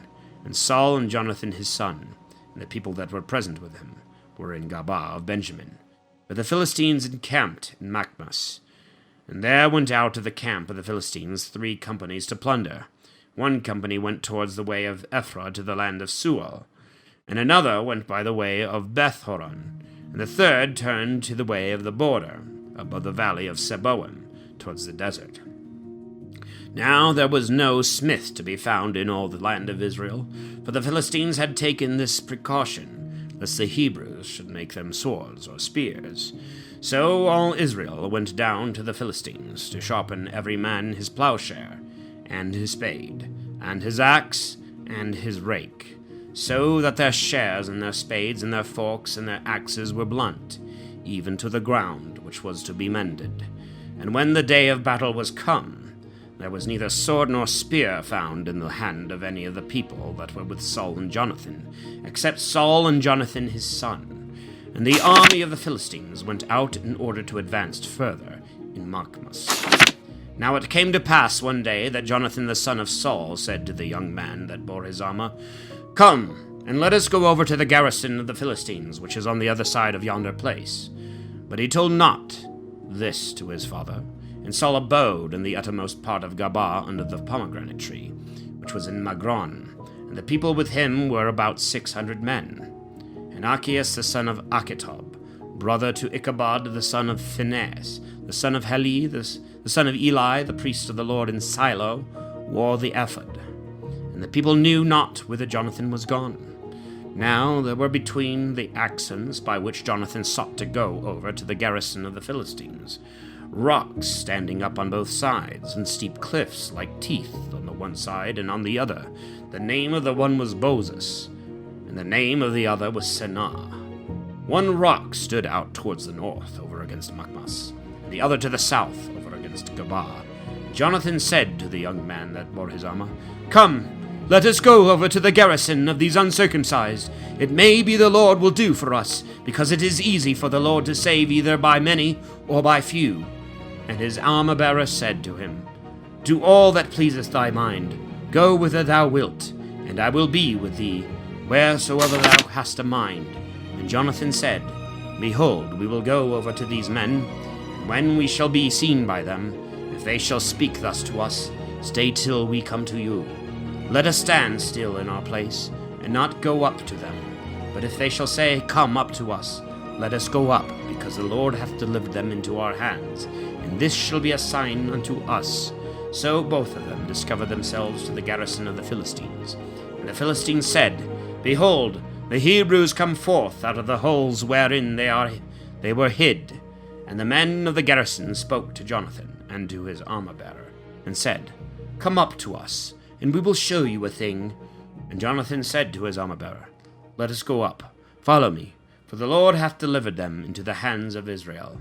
And Jonathan went up by creeping on his hands and feet, and his armor-bearer after him. And some fell before Jonathan, others his armor-bearer slew as he followed them. And the first slaughter which Jonathan and his armor-bearer made was of about 20 men, within half an acre of land, which a yoke of oxen is wont to plough in a day. And there was a miracle in the camp, through the fields, yea, and all the people of the garrison, who had gone out to plunder, were amazed, and the earth trembled, and it happened as a miracle from God. And the watchmen of Saul, who were in Gabah of Benjamin, looked, and behold, a multitude overthrown, and fleeing this way and that. And Saul said to the people that were with him, "Look, and see who is gone from us." And when they had sought, it was found that Jonathan and his armor-bearer were not there. And Saul said to Achias, "Bring the ark of the Lord," for the ark of God was there that day with the children of Israel. And while Saul spoke to the priest, there arose a great uproar in the camp of the Philistines, and it increased by degrees, and was heard more clearly. And Saul said to the priest, "Draw in thy hand." Then Saul and all the people that were with him shouted together, and they came to the place of the fight. And behold, every man's sword was turned upon his neighbor, and there was a very great slaughter. Moreover, the Hebrews that had been with the Philistines yesterday and the day before, and went up with them into the camp, returned to be with the Israelites, who were with Saul and Jonathan. And all the Israelites that had hid themselves in Mount Ephraim, hearing that the Philistines fled, joined themselves with their countrymen in the fight. And there were with Saul about 10,000 men. And the Lord saved Israel that day. And the fight went on as far as Bethaven. And the men of Israel were joined together that day, and Saul adjured the people, saying, "Cursed be the man that shall eat food till evening, till I be revenged of my enemies."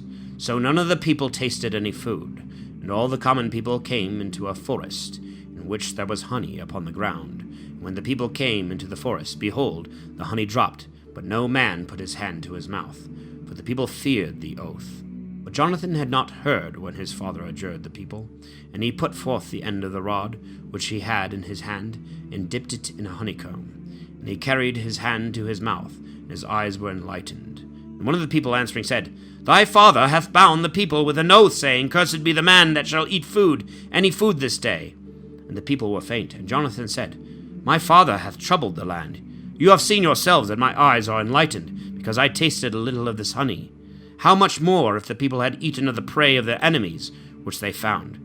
And there not been made a greater slaughter among the Philistines."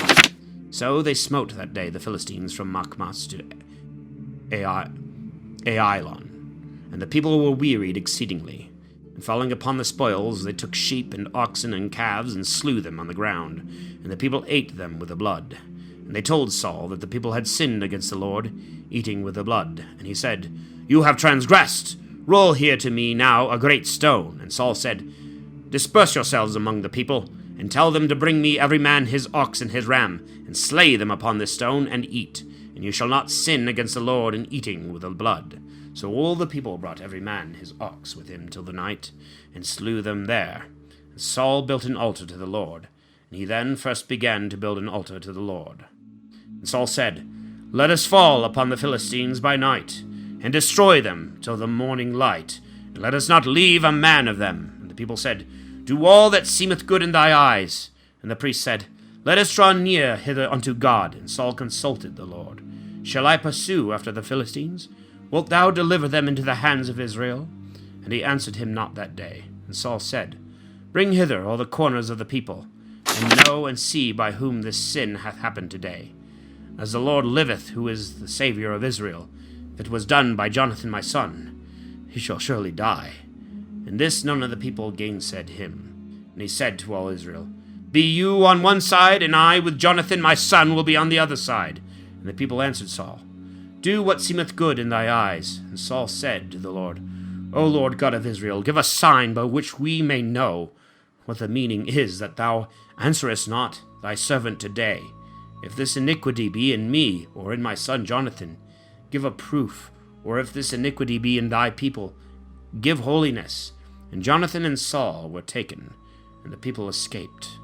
And Saul said, Cast lots between me and Jonathan my son. And Jonathan was taken, and Saul said to Jonathan, Tell me what thou hast done. And Jonathan told him and said, I did but taste a little honey with the end of the rod, which was in my hand. Behold, I must die. And Saul said, May God do so and so to me, and add still more.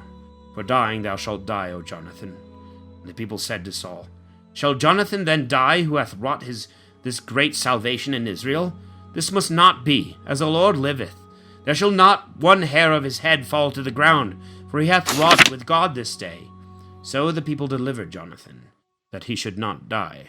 And Saul went back, and did not pursue after the Philistines, and the Philistines went to their own places. And Saul, having his kingdom established over Israel, fought against all his enemies round about, against Moab, against the children of Ammon, and Edom, and the kings of Sobah, and the Philistines. And whithersoever he turned himself, he overcame. And gathering together an army, he defeated Amalek, and delivered Israel from the hand of them that spoiled them. And the sons of Saul were Jonathan, and Jesui, and Melchizua.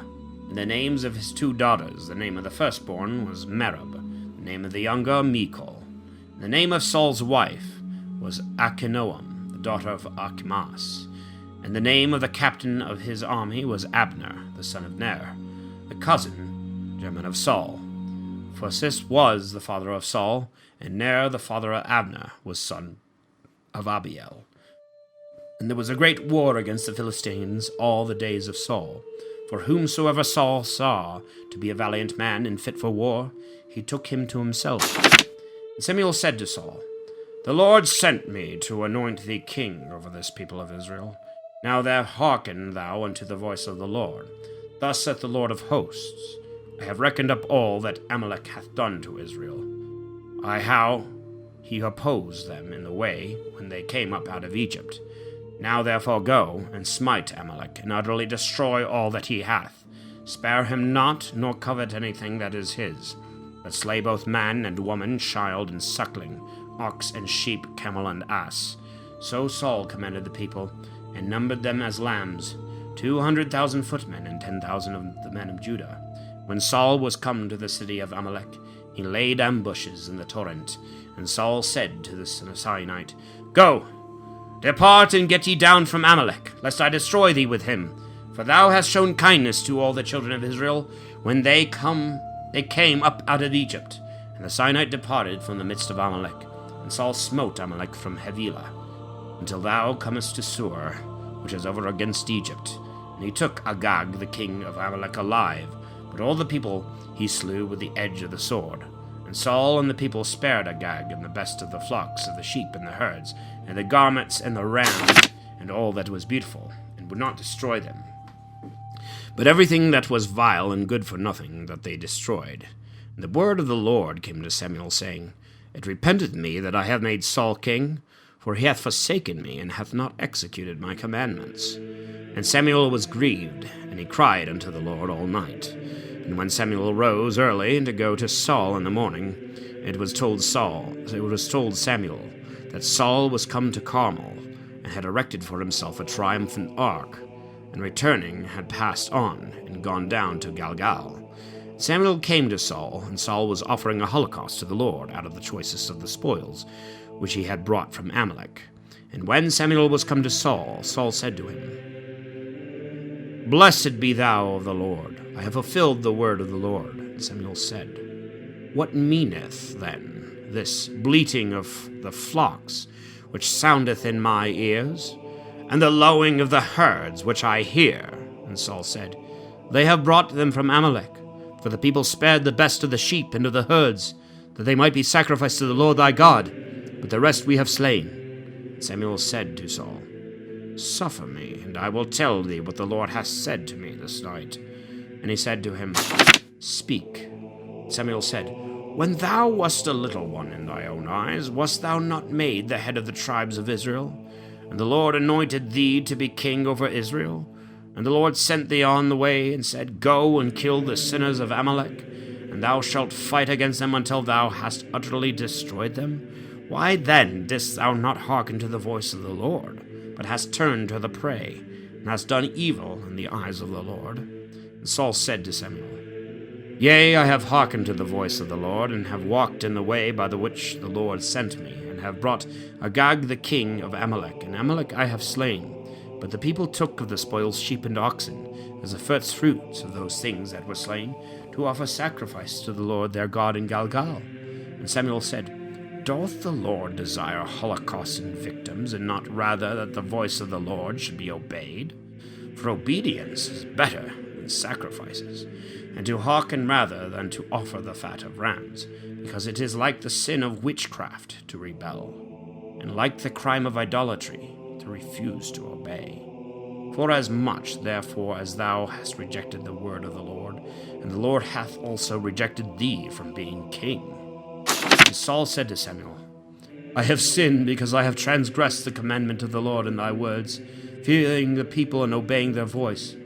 But now bear, I beseech thee, my sin, and return with me, that I may adore the Lord. And Samuel said to Saul, I will not return with thee, because thou hast rejected the word of the Lord. The Lord hath rejected thee from being king over Israel. Samuel turned about to go away, but he laid hold upon the skirt of his mantle, and it rent. And Samuel said to him, The Lord hath rent the kingdom of Israel from thee this day, and hath given it to thy neighbor who is better than thee. But the triumpher in Israel will not riot spare, and will not be moved to repentance, for he is not a male that he should repent.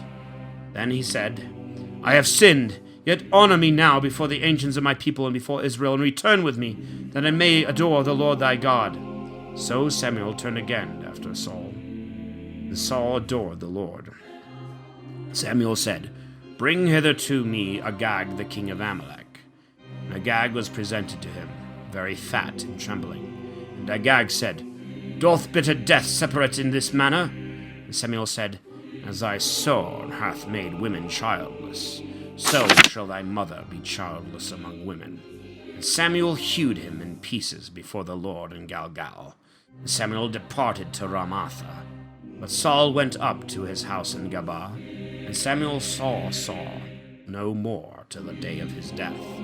Nevertheless Samuel mourned for Saul, because the Lord repented that he had made him king over Israel. And the Lord said to Samuel, How long wilt thou mourn for Saul, whom I have rejected from the reigning over Israel?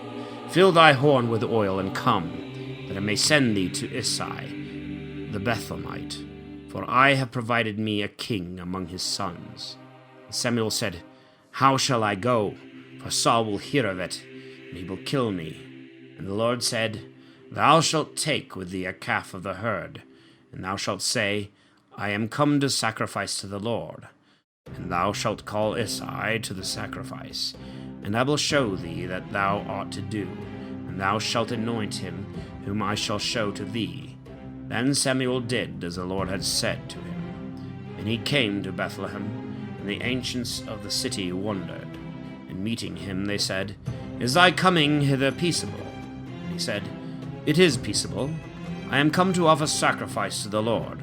Be ye sanctified, and come with me to sacrifice. And he sacrificed Isai and his sons, and called them to the sacrifice. When they were come in, he saw Eliab, and said, Is the Lord's anointed before him? And the Lord said to Samuel, Look not on his countenance, nor on the height of his stature, because I have rejected him. Nor do I judge according to the look of a man. For man seeth those things that appear, but the Lord beholdeth the heart. And Isai called Abinadab, and brought him before Samuel, and he said, Neither hath the Lord chosen this. And Isai brought Sama, and he said to them, Neither hath the Lord chosen this. Isai therefore brought his 7 sons before Samuel. Samuel said to Isai, The Lord hath not chosen any one of these. Samuel said to Isai, Are here all thy sons? He answered, There remaineth yet a young one, who keepeth the sheep. And Samuel said to Isai, Send and fetch him, for we will not sit down till he come hither. And he sent therefore, and brought him. Now he was ruddy and beautiful to behold, and of a comely face. And the Lord said, Arise and anoint him, for this is he. Then Samuel took the horn of oil, and anointed him in the midst of his brethren. And the Spirit of the Lord came upon David from that day forward. And Samuel rose up, and went into Ramathah. The Spirit of the Lord departed from Saul, and an evil spirit from the Lord troubled him. And the servants of Saul said to him, Behold now, an evil spirit from God troubleth thee. Let our Lord give orders, and thy spirits who are before thee will seek out a man skillful in playing on the harp, that when the evil spirit from the Lord is upon thee, he may play with his hand, and thou mayest bear it more easily. And Saul said to his servants, Provide me then some man that can play well, and bring him to me. And one of the servants answering said, Behold, I have seen a son of Isai in the Bethlehemite, a skillful player, and one of great strength, and a man fit for war, and prudent in his words, and a comely person, and the Lord is with him. Then Saul sent messengers to Isai, saying, Send me David thy son, who is in the pastures. And Isai took an ass laden with bread, and a bottle of wine, and a kid of the flock, and sent them by the hand of David his son to Saul. And David came to Saul, and stood before him, and he loved him exceedingly, and made him his armor-bearer. And Saul sent to Isai, saying, Let David stand before me, for he hath found favor in my sight. So whensoever the evil spirit from the Lord was upon Saul, David took his harp and played with his hand. And Saul was refreshed and was better, for the evil spirit departed from him. Now the Philistines, gathering together the troops to battle, assembled at Succoth of Judah, and camped between Succoth and Azekah, in the borders of Domim. And Saul and the children of Israel, being gathered together, came to the valley of Terebinth, and they set the army in array to fight against the Philistines.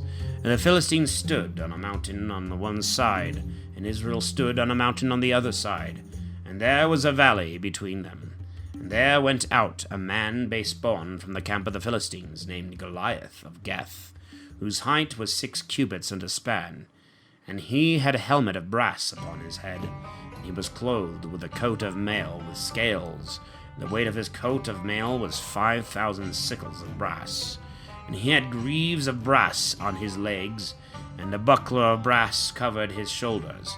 And the staff of his spear was like a weaver's beam, and the head of his spear weighed 600 sickles of iron. And his armor-bearer went before him, and standing he cried out to the bands of Israel, and said to them, Why are you come out prepared to fight? Am I not a Philistine, and you the servants of Saul? Choose out a man of you, and let him come down and fight hand to hand. If he be able to fight with me and kill me, we shall be servants to you. But if I prevail against him and kill him, you shall be servants and shall serve us. And the Philistines said, I have defied the bands of Israel this day. Give me a man, and let him fight with me hand to hand. And Saul and all the Israelites, hearing these words of the Philistine, were dismayed and greatly afraid. Now David was the son of that Ephrathite of Bethlehem, Judah, before mentioned, whose name was Isai, who had 8 sons, and was an old man in the days of Saul. and of great age among men, and his 3 eldest sons followed Saul to the battle. And the names of his 3 sons that went to the battle were Eliab the firstborn, and the second Abinadab, and the third Shammah. But David was the youngest. So the 3 eldest having followed Saul, David went and returned from Saul to feed his father's flock at Bethlehem. Now the Philistine came out morning and evening, and presented himself 40 days. And Isai said to David his son, Take for thy brethren an ephah of fermenty, and these 10 loaves, and run to the camp to thy brethren, and carry these 10 little cheeses to the tribune, and go see thy brethren, if they are well, and learn with whom they are placed. But Saul and they and all the children of Israel were in the valley of Terebinth, fighting against the Philistines. David therefore arose in the morning, and gave the charge of the flock to the keeper, and went away loaded as Isai had commanded him. And he came to the place of Magala, and to the army which was going out to fight, and shouted for the battle. For Israel had put themselves in array, and the Philistines who stood against them were prepared. And David, leaving the vessels which he had brought, under the care of the keeper of the baggage, ran to the place of the battle, and asked if all things went well with his brethren. And as he talked with them, that base-born man, whose name was Goliath, the Philistine of Gath, showed himself coming up from the camp of the Philistines, and he spoke according to the same words, and David heard them. And all the Israelites, when they saw the man, fled from his face, fearing him exceedingly. And some one of Israel said, Have you seen this man that is come up? For he is come up to defy Israel. And the man that shall slay him, the king will enrich with great riches, and will give him his daughter, and will make his father's house free from tribute in Israel. And David spoke to the men that stood by him, saying, What shall be given to the man that shall kill this Philistine, and shall take away the reproach from Israel? For who is this uncircumcised Philistine, that he should defy the armies of the living God? And the people answered him the same word, saying, These things shall be given to the man that shall slay him. Now when Eliab, his eldest brother, heard this, when he was speaking with others, he was angry with David, and said, Why earnest thou hither? Why didst thou leave those few sheep in the desert? I know thy pride and the wickedness of thy heart, that thou art come down to see the battle. And David said, What have I done? Is there not cause to speak? And he turned a little aside from him to another, and said the same word. And the people answered him as before. And the words which David spoke were heard, and were rehearsed before Saul. And when he was brought to him, he said to him, Let not any man's heart be dismayed in him. I, thy servant, will go, and will fight against the Philistine. And Saul said to David, Thou art not able to withstand this Philistine, nor to fight against him, for thou art but a boy, but he is a warrior from his youth. And David said to Saul, Thy servant kept his father's sheep, and there came a lion or a bear, and took a ram out of the midst of the flock, and I pursued after them, and struck them, and delivered it out of their mouth. And they rose up against me, and I caught them by the throat, and I strangled and killed them. For I, thy servant, have killed both a lion and a bear, and this uncircumcised Philistine shall be also as one of them. I will go now, and take away the reproach of the people. For who is this uncircumcised Philistine who hath dared to curse the army of the living God? David said, The Lord who delivered me out of the paw of the lion, and out of the paw of the bear, he will deliver me out of the hand of this Philistine. And Saul said to David, Go, and the Lord be with thee. And Saul clothed David with his garments, and put a helmet of brass upon his head, and armed him with a coat of mail. And David, having girded his sword upon his armor, began to try if he could walk in armor, for he was not accustomed to it. David said to Saul, I cannot go thus, for I am not used to it. And he laid them off, and he took his staff, which he had always in his hands, and chose him 5 smooth stones out of the brook, and put them into the shepherd's scrip, which he had with him. And he took a sling in his hand, and went forth against the Philistine. And the Philistine came on, and drew nigh against David, and his armor-bearer before him. And when the Philistine looked and beheld David, he despised him, for he was a young man, ruddy and of comely countenance. And the Philistine said to David, Am I a dog, that thou comest to me with a staff? And the Philistine cursed David by his gods. And he said to David, Come to me, and I will give thy flesh to the birds of the air and to the beasts of the earth. David said to the Philistine, Thou comest to me with a sword, and with a spear, and with a shield, but I come to thee in the name of the Lord of hosts, the God of the armies of Israel, which thou hast defied, this day, and the Lord will deliver thee into my hand, and I will slay thee, and take away thy head from thee. And I will give the carcasses of the army of the Philistines this day to the birds of the air and to the beasts of the field, that all the earth may know that there is a God in Israel. And all this assembly shall know that the Lord saveth not with sword and spear, for it is his battle, and he will deliver you into our hands. And when the Philistine arose and was coming, and drew nigh to meet David, David made haste, and ran to the fight to meet the Philistine. And he put his hand into his scrip, and took a stone, and cast it with a sling, and fetching it about, struck the Philistine in the forehead. And the stone was fixed in his forehead, and he fell on his face upon the earth. And David prevailed over the Philistine with a sling and a stone, and he struck and slew the Philistine. And as David had no sword in his hand, he ran and stood over the Philistine, and took his sword, and drew it out of the sheath, and slew him, and cut off his head. And the Philistines, seeing that their champion was dead, fled away. And the men of Israel and Judah, rising up, shouted, pursued after the Philistines till they came to the valley and to the gates of Acharan. And there fell many wounded of the Philistines in the way of Saraim, and as far as Geth, and as far as Acharan. And the children of Israel, returning after they had pursued the Philistines, fell upon their camp. And David, taking the head of the Philistine, brought it to Jerusalem. But his armor he put in his tent. Now at the time that Saul saw David going out against the Philistines, he said to Abner, the captain of the army, Of what family is this young man descended, Abner? And Abner said, As thy soul liveth, O king, I know not. And the king said, Inquire thou whose son this man is. And when David was returned, after the Philistine was slain, Abner took him, and brought him in before Saul, with the head of the Philistine in his hand. And Saul said to him, Young man, of what family art thou?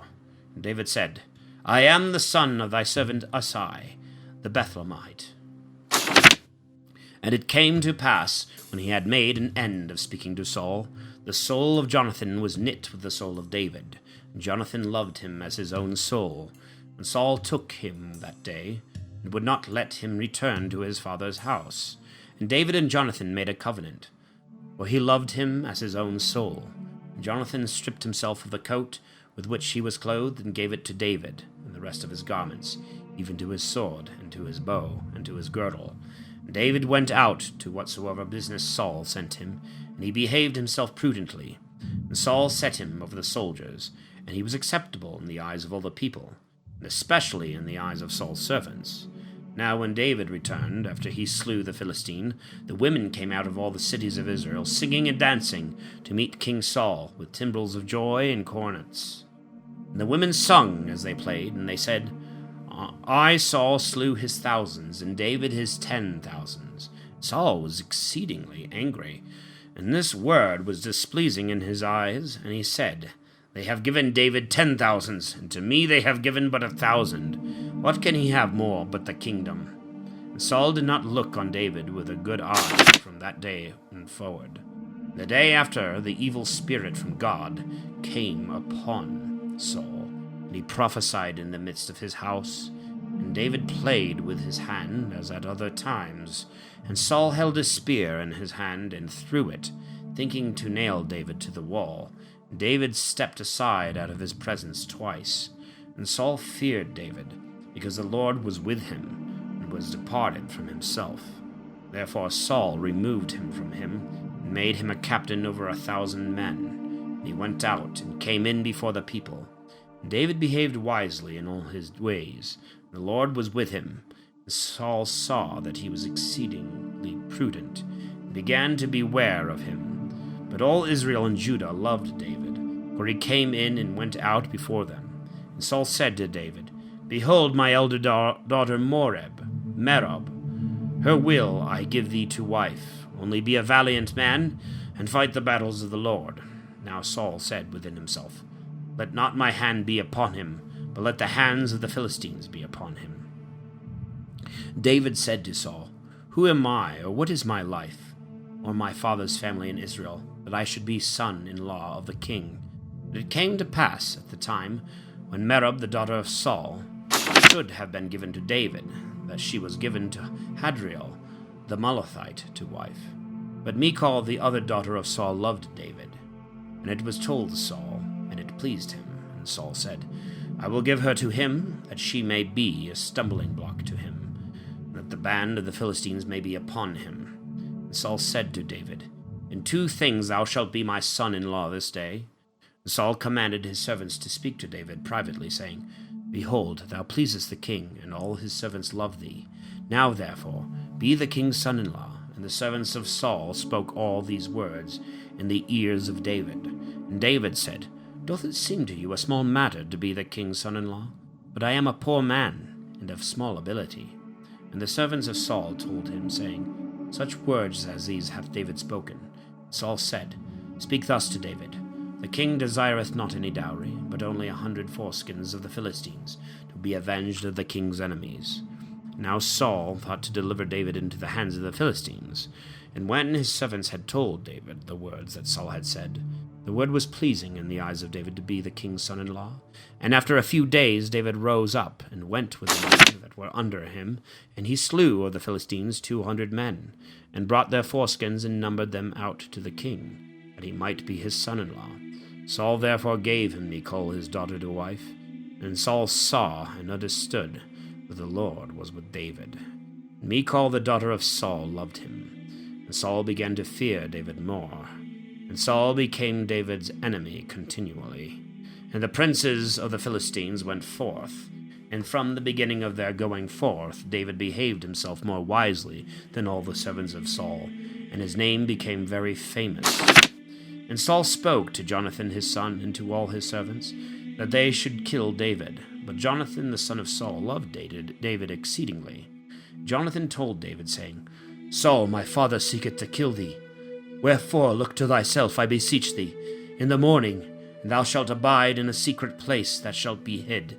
And I will go out and stand beside my father in the field where thou art, and I will speak of thee to my father, and whatsoever I shall see, I will tell thee. And Jonathan spoke good things of David to Saul his father, and said to him, Sin not, O king, against thy servant David, because he hath not sinned against thee, and his works are very good towards thee. And he put his life in his hand, and slew the Philistine, and the Lord wrought great salvation for all Israel. Thou sawest it, and didst rejoice. Why therefore wilt thou sin against innocent blood by killing David, who is without fault? And when Saul heard this, he was appeased with the words of Jonathan, and swore, As the Lord liveth, he shall not be slain. Then Jonathan called David, and told him all these words. And Jonathan brought in David to Saul, and he was before him, as he had been yesterday and the day before. And the war began again, and David went out and fought against the Philistines, and defeated them with a great slaughter. And they fled from his face.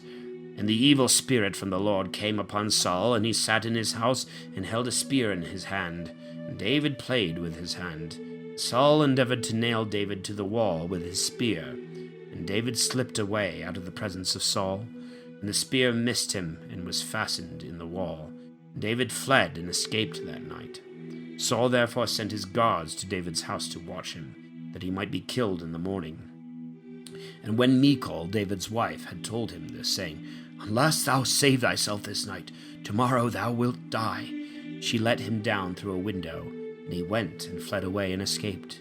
And Michal took an image and laid it on the bed, and put a goat's skin with a hair of the head of it, and covered it with clothes. And Saul sent officers to seize David, and it was answered that he was sick. And again Saul was sent to see David, saying, Bring him to me in the bed, that he may be slain. And when the messengers were come in, they found an image upon the bed, and a goat's skin at its head.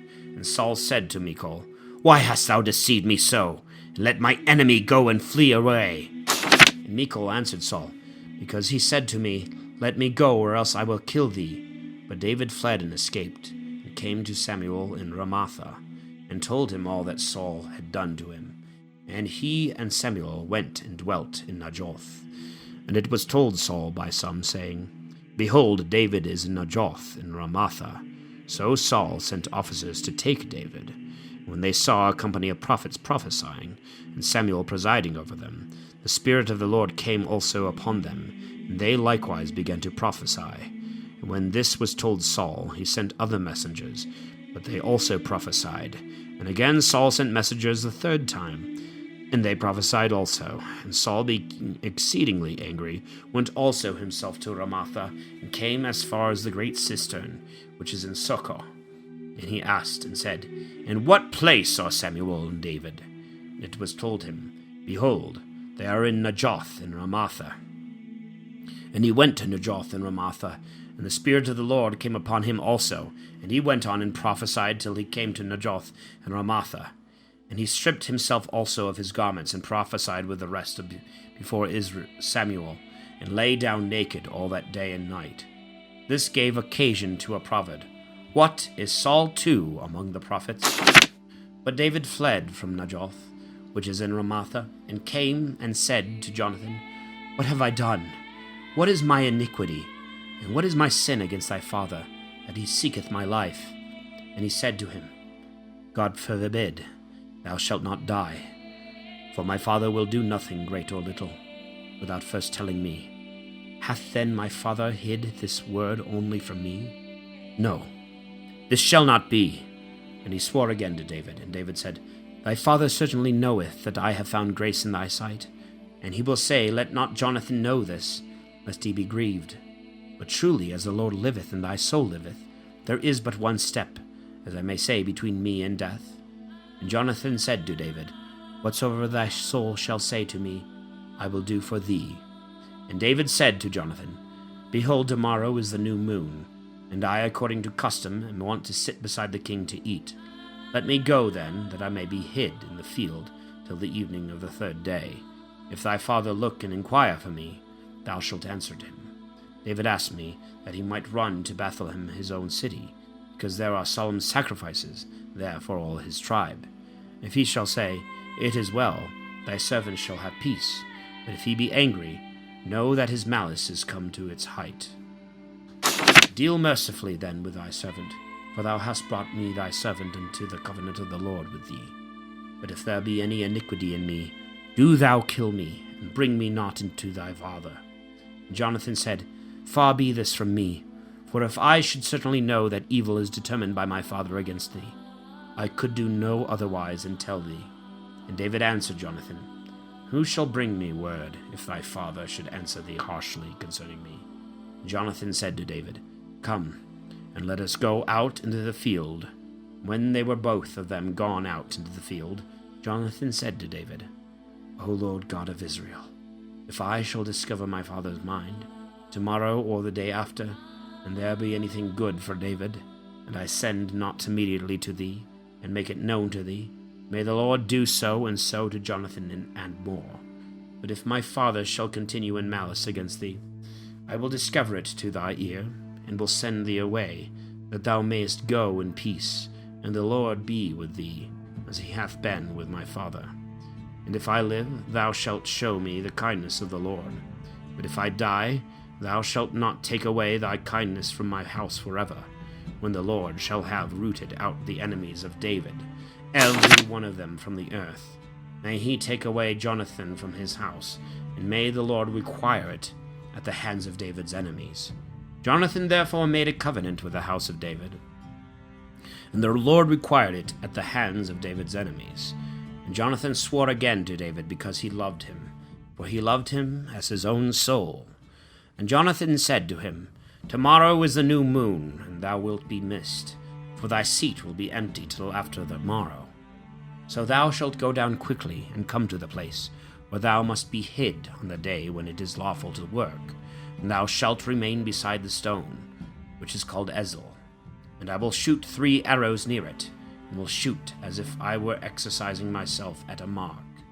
And I will send a boy, saying to him, Go and fetch me the arrows. And if I shall say to the boy, Behold, the arrows are on this side of thee, take them up, come thou to me, because there is peace to thee, and there is no evil, as the Lord liveth.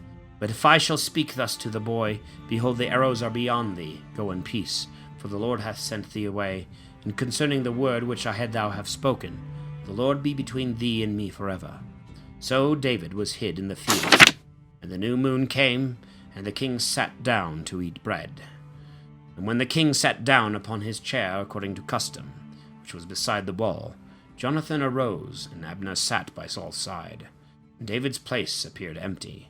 And Saul said nothing that day, for he thought it might have happened to him that he was not clean nor purified. And when the second day after the new moon was come, David's place appeared empty again. And Saul said to Jonathan his son, Why cometh not the son of Isai to meet neither yesterday nor today? And Jonathan answered Saul, He asked leave of me earnestly to go to Bethlehem. And he said, Let me go, for there is a solemn sacrifice in the city. One of my brethren hath sent for me. And now if I have found favor in thy eyes, I will go quickly and see my brethren. For this cause he came not to the king's table. And Saul, being angry against Jonathan, said to him, Thou son of a woman that is the ravisher of a man, do I not know that thou lovest the son of Isai to thy own confusion, and to the confusion of thy shameless mother? For as long as the son of Isai liveth upon earth, thou shalt not be established, nor thy kingdom. Therefore now presently send, and fetch him to me, for he is the son of death. Jonathan answering Saul his father said, Why shall he die? What hath he done? And Saul caught up a spear to strike him. And Jonathan understood that it was determined by his father to kill David. So Jonathan rose from the table in great anger, and did not eat bread on the second day after the new moon. For he was grieved for David, because his father had put him to confusion.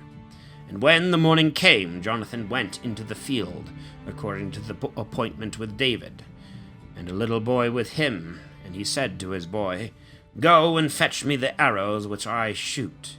And when the boy ran, he shot another arrow beyond the boy. The boy therefore came to the place of the arrow which Jonathan had shot. And Jonathan cried after the boy, and said, Behold, the arrow is there further beyond thee.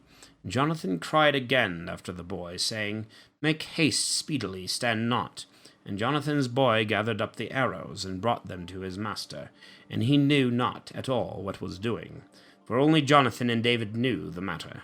Jonathan therefore gave his arms to the boy, and said to him, Go and carry them into the city. And when the boy was gone, David rose out of his place, which was toward the south, and falling on his face to the ground, adored thrice. And kissing one another, they wept together, but David more. And Jonathan said to David, Go in peace, and let all stand that we have sworn both of us in the name of the Lord, saying, The Lord be between me and thee, and between my seed and thy seed forever. And David arose and departed, and Jonathan went into the city. All right, so we've finished 1 Samuel chapter 20, and I think this is going to be a good place to leave off. And yeah, I guess now we're mainly focusing on David as the main character here, and so it'll be interesting to read more about David's life and his rise to power as king of Israel, and his victories and his defeats along the way. Thanks for joining me in reading today. I will see you guys tomorrow.